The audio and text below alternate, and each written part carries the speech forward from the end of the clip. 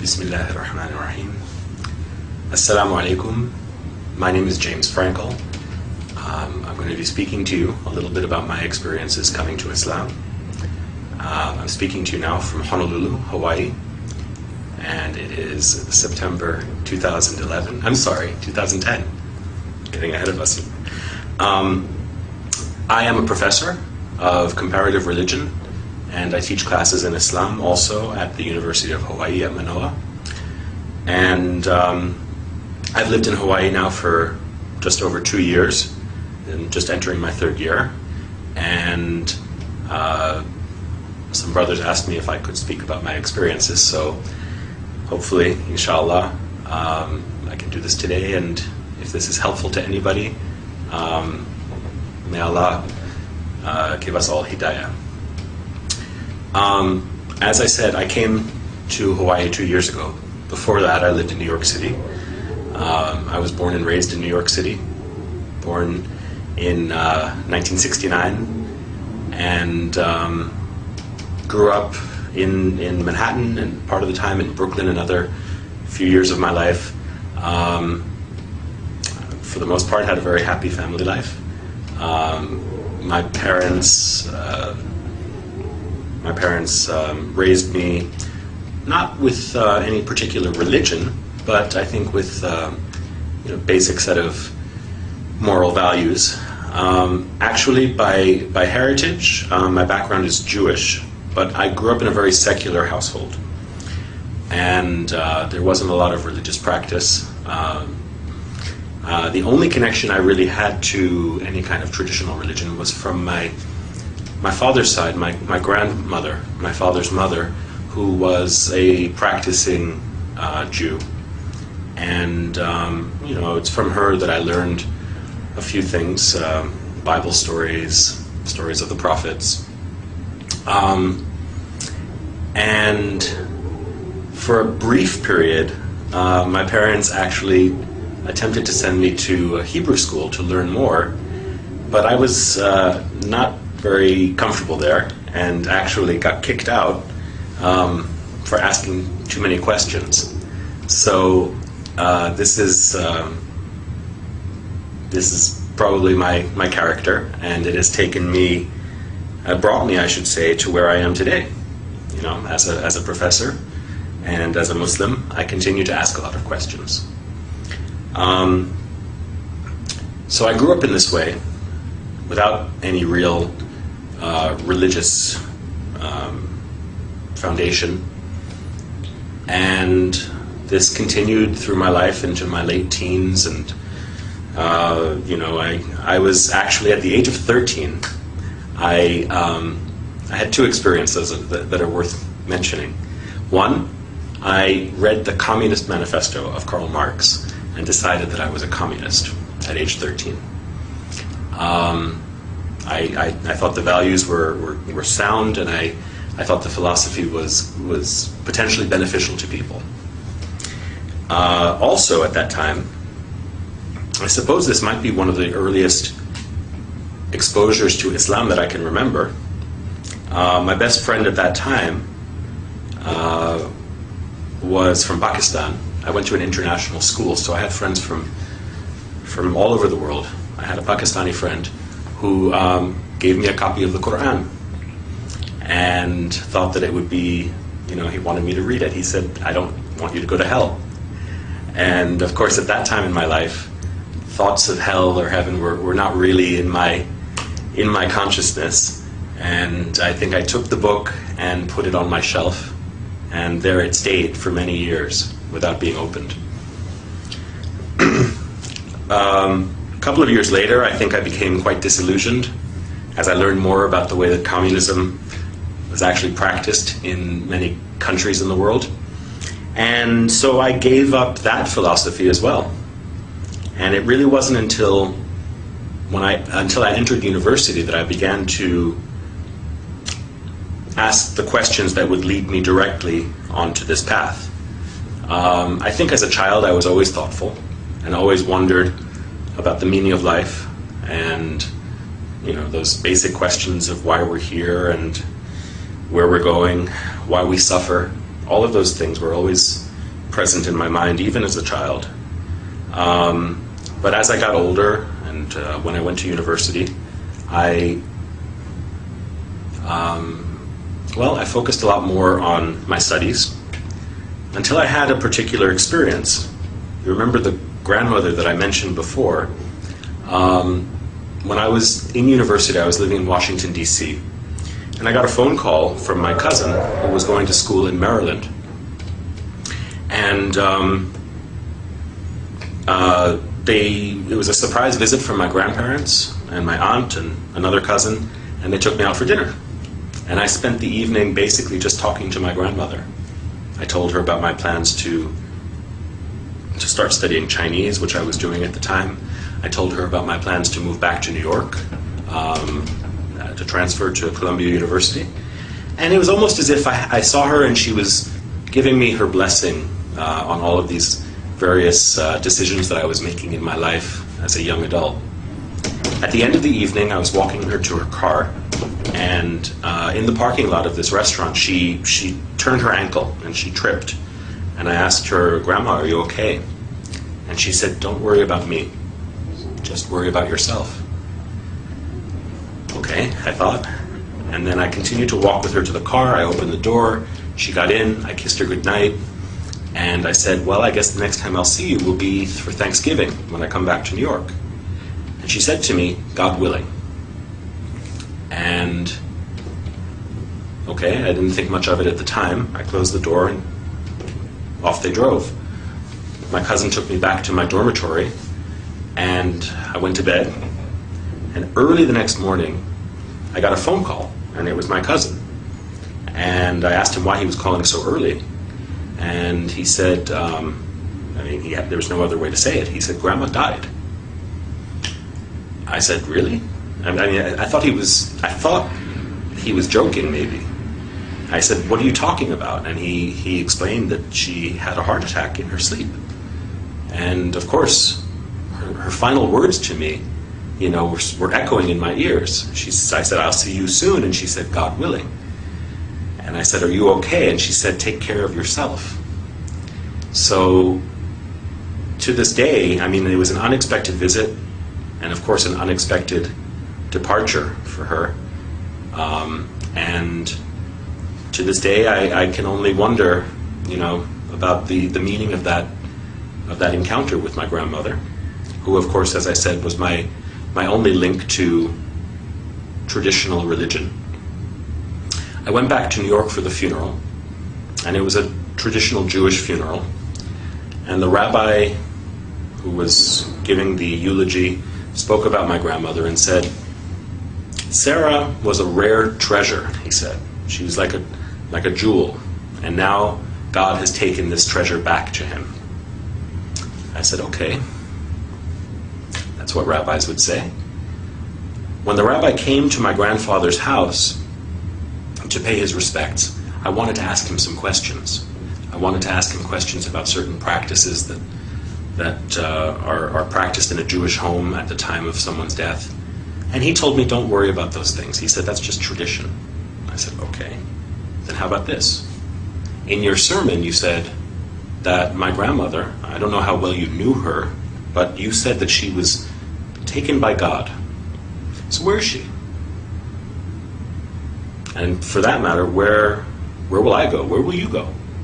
Where do any of us go? And why are we here?" And all of those questions that well up in the human heart. And the rabbi, I remember very clearly, he looked at his watch and he said, "I have to go." And I don't think that he realized how angry that made me. And I also don't think that he realized at that time that he set me on a course that would lead me to where I am today. Because I became very interested in those questions. And at first I thought I would try to answer those questions, paying respect to my grandmother's memory. I would try to find a Jewish community where I could answer those questions.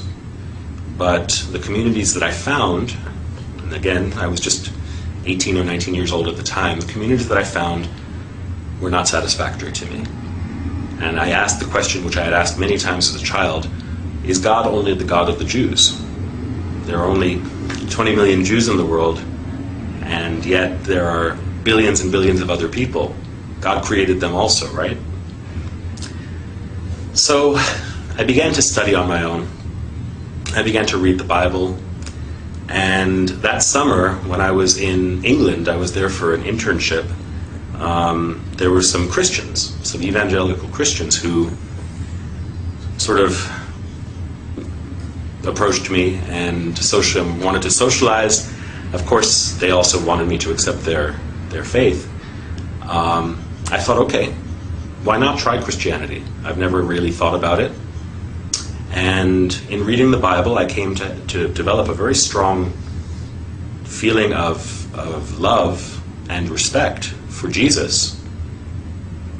But that extra leap that they wanted me to make to accept Jesus as my Lord and my Savior was not one that I could do. Jesus for me was more like a big brother. Jesus for me was more like a teacher. Jesus for me was a Jew. And I couldn't accept the claims that they were making about him. But as I said, I did develop a very strong feeling of affection towards him. I thought, okay, I'm not going to find any answers to my questions. On my own, I studied other things. I studied Eastern philosophies, Buddhism. I read the Upanishads. I studied Western philosophies, particularly Greek and Roman Stoic philosophy. But nothing really was answering the profound questions that I had. Then one day, I was back in New York,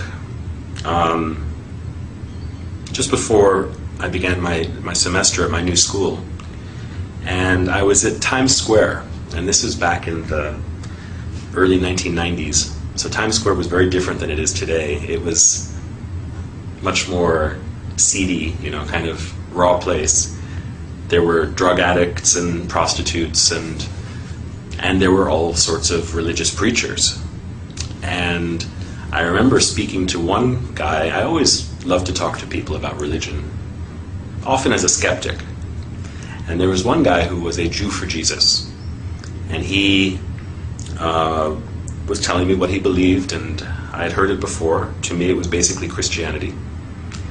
And he asked me if I would pray with him. And I said, I'm sorry, I don't believe what you believe. He said, do you believe in God? And I said, I think I do.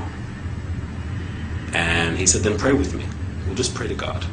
And he put his hand on my shoulder, closed his eyes, and started speaking to the Father. And with his eyes closed, I started to look around at where I was. And I saw at the other corner these men with long black beards, white robes, jalabiya, white turbans. They were African or African American, but they looked like they had walked right off the pages of the Bible. They looked like Noah or Abraham or something like that. So I thought, well, I know you shouldn't judge a book by its cover, but why not? Why not talk to them? And I went over after the Jew for Jesus finished praying. I went over to them and I asked them what they were preaching. And they told me I probably wouldn't be interested in it. And I said, why not?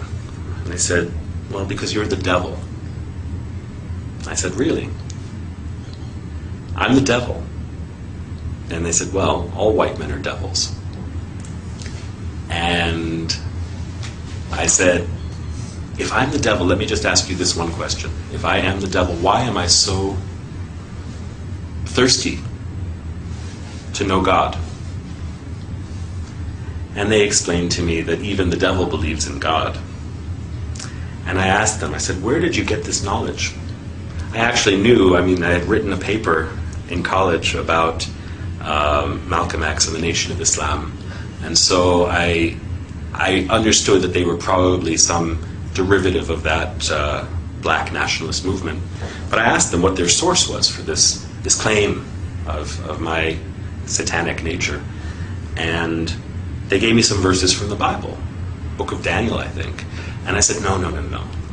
If I want the Bible, I can go down the street to the Jew for Jesus. or to some other Christian, what about your book? Don't you read the Quran? And they said yes. And so they gave me some verse to read from Surat Al-Kahf. And I took it home. I took home the paper that I wrote it on, and immediately I went up to my bookshelf where I had the Quran that was given to me about 6 years earlier by my friend Mansour. And I started reading. I looked for the passage that they had directed me to, and of course I read it, and there was no indication there that I was the devil or that any other white person was the devil. But since I started reading, I went to the beginning of the book, and I just began to read. And I read, and I read, and I read until I fell asleep with the book in my hands. And the next day, I read, and I read, and I read when I had some free time. And any time I had free time, between classes, when I was commuting to school on the New York City subway, I was just reading the Quran. And it moved me in a way that other books hadn't. Certainly in a way that the Bible didn't. The Quran's directness and the fact that the Lord of the worlds, right, the Creator, as the book describes the author, is speaking directly to you at times, very direct way, very intimately. It moved me in a way that I had not felt before, and I can't tell you where or when exactly. I know that there were times that I would read it, and sometimes I could feel tears in my eyes and running down my face. Sometimes I would read it and the hair on my arm would stand up on the back of my neck. And I can't pinpoint precisely the time or the place, but at some point I think that I had realized that I was reading the words of God. Well, around New Year's of that year, this is, I guess, about 1990, January of 1990, I was out with some friends from high school. We were having coffee, and we were just talking about what was going on in our lives.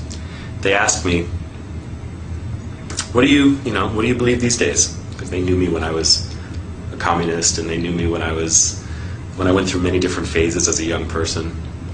And they knew me as someone who didn't really believe in anything. So they asked me, and I said, well, I believe in God. And they said, really? What God? I said, there's only one God. And they said, where did you get this from? I said, well, for me, it was from reading the Quran. And they said, so you've been reading the Quran, so you must believe that this is the message of God and Muhammad is the messenger of God. And I said, yeah, I guess so. So they said, okay, let me get this right. You believe that there's only one God and that Muhammad is his messenger. I said, yeah, when you put it that way, I do. And they said, you're a Muslim. And I laughed. I said, I'm a Muslim? You're a Muslim. You're from Pakistan. I'm just a guy who believes in God. They said, no, you're a Muslim. If you believe that there is no God but the one God and that Muhammad is his messenger, you are a Muslim. And I was in shock. For the next few days, had to think about what that meant. And I contacted my friend Mansour, the one who had given me the Quran when I was 13 years old. He was at University of Pennsylvania, and he was working in the Muslim Students Association there, I think. I thought I'd heard that. And so I asked him if he could send me some literature that might, give an introduction to Islam, and also, the life and the requirements, I guess, of a Muslim. And he sent me a book or two, and one book in particular, Islam in Focus. I can't remember the author's name right now, but this book provided a very good introduction, not only to basic beliefs, but also to the 5 pillars of Islam. And I learned how to make salat. I learned how to pronounce the Shahada. I learned how to make my wudu. All of these things from that book. And I started praying. I guess you could say I was a closet Muslim, because I was living in my parents' home at that time, and I would close the door and I would say my prayers. And even the first time that I ever fasted in the month of Ramadan, I did it completely on my own. I had no community.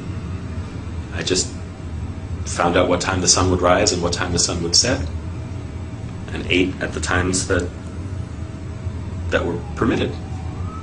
And so for the first 6 or 8 months of my life as a new Muslim, I did this completely alone. And my guide was the Quran and the book of this scholar. And that's the story of how I embraced Islam, actually. At a certain point, I had to tell my family. And so this was sort of coming out of the closet.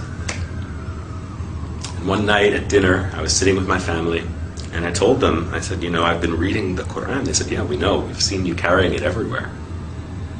And I said, I really believe it. And I said, what I've learned is that besides believing, there are certain practical implications of that belief, which I have chosen to follow also. So I guess that makes me a Muslim. My mother's reaction was very strong. She cried. And I think she asked herself, and probably looked at my father and thought, where did we go wrong? How did this happen? I think my father's approach was much more relaxed. He probably thought to himself, well, my son was a communist when he was 13. He was, a skinhead when he was 16. He went through so many different phases, maybe this is just another phase. And I suppose both my mother and my father were onto something. I mean, this was a phase, but it wasn't just a passing phase, or so I thought, or hoped. And my mother must have realized that I was serious.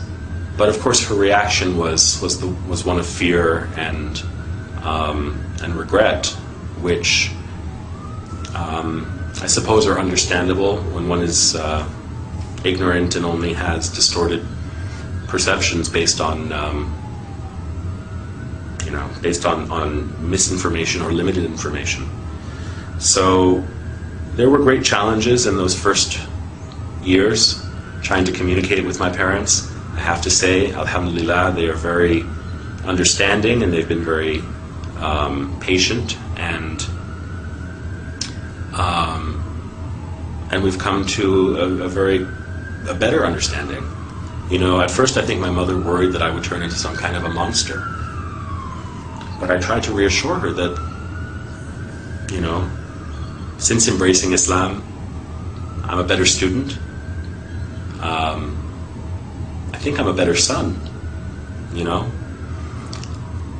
And, it wasn't as though I was a bad person before Islam. Maybe for some people, setting foot on this path is necessary for them to be able to reform themselves. In my case, I thanked my parents, actually, for giving me the values that I was able to recognize when I came to Islam. And as I said, I wasn't a bad person, inshallah. Islam has made me, makes me, and will make me a better person. So, everybody's path is different, how they get there, and even once they embrace Islam, everybody has a different way of understanding this path. For me, it has a lot to do with learning and knowledge. I think that the basic purpose of life, the basic purpose of Islam, is to gain knowledge. Knowledge of ourselves, knowledge of our world, of our universe, and knowledge of our intimate relationship with Allah. So this has propelled me into my career. I don't know that I would be a professor today if I hadn't become a Muslim. I'm not saying that everybody should be a professor, but for me it's been a long journey of learning and now teaching. Along the way I've gained a great respect and appreciation for other religions also, which I don't think I would have had I not had this grounding in Islam. And I think that something that new Muslims should take to heart is that, when one becomes a Muslim, one doesn't become a different person. Rasulullah sallallahu alaihi wasallam said that people bring to Islam what they had before. So even among his companions, there were people who had special talents or challenges, and these are ones that they would have to continue to work with or to work on after entering the path. So similarly, I think I can say that's true for me. There are many challenges, and life continues to have its struggles. It just requires patience. For me, this is almost a 20-year journey, and only Allah knows how and where it will end. So my advice to new Muslims, or even to people who have been Muslim for a long time, is just to bear with patience and see what Allah will surprise you with. Not with fear, but with love and with hope. If there are non-Muslims who are hearing me today, I think you owe it to yourself to know as much as you can about the things in the world around you. Islam is certainly present in the world. It's almost unavoidable in the news and in the world around us. And if you don't know any Muslims, probably will at some point. I think it behooves all of us to know each other. So, if you're curious, there are lots of resources out there. If you're in Hawaii, give me a call. I'm at the University of Hawaii at Manoa in the religion department, so if I can be of any help, let me know. And even to those people who are from Muslim families or who are, we can always increase in knowledge and in compassion and in love for each other. So that's my wish for all of you, and thank you for listening. With that, I say Assalamu alaikum wa rahmatullahi wa barakatuh.